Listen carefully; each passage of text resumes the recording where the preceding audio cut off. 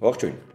Սա իրագործում շարքի արդեն 4-րդ էպիզոդն է, որտեղ խոսելու եմ վաճառքի process-ի ամենակարևոր փուլերից մեկի՝ հանդիպման նշանակման եւ անցկացման մասին։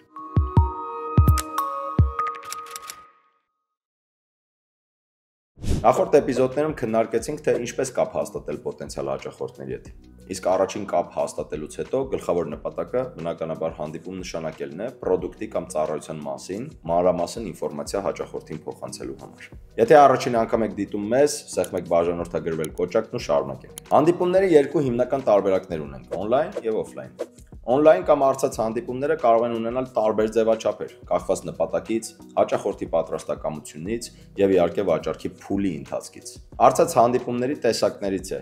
intro,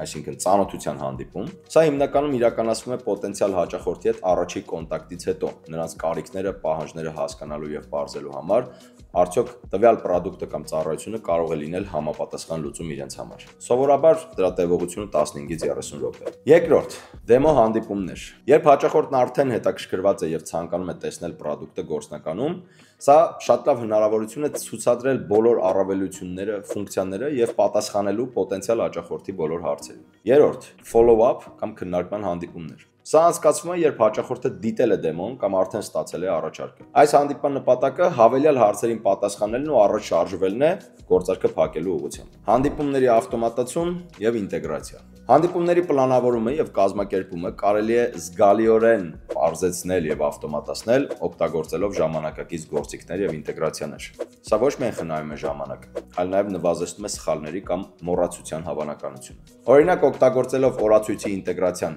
հանդիպումները կարող են ավտոմատ կերպով մուտքագրվել օրացույցի մեջ։ Երբ հանդիպում եք նշանակում CRM-ից կամ այլ գործիքների միջոցով, այն անմիջապես գրանցվում է ձեր Google Calendar-ում կամ Outlook-ում։ Առցանց հանդիպումների անցկացման համար ամենահաճախ օգտագործվող գործիքներից է Zoom-ը, Google Meet-ը կամ Microsoft Teams-ը։ Բոլորն ներառում են ֆունկցիաներ, որոնցից հիմնականներն են էկրանի ցուցադրման հնարավորությունը, screen sharing-ը, զանգերի անցկացման հնարավորություն առանց գրասենյակից կամ աշխատավայրից բացակայելու, հանդիպումների անցկացման համար նաև հնարավոր է կիրառել գործիքներ, որոնք թույլ կտան պահպանել հանդիպումների մասին ամբողջ ինֆորմացիան, ինչն էլ կնպաստի նրան, որ բաց չեք թողնի զրույցի ընթացքում քննարկված կարևոր բոլոր կետերը։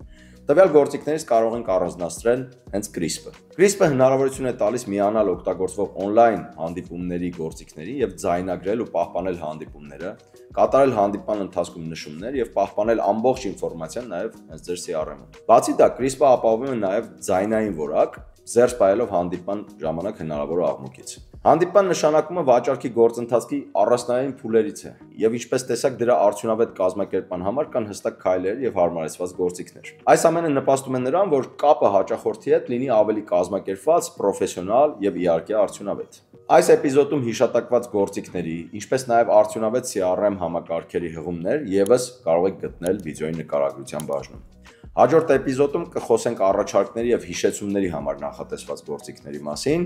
որոնք կտանեն եւս մեկ քայլ առաջ դեպի գործարքի փակում։ Ինչ նոր հանդիպում։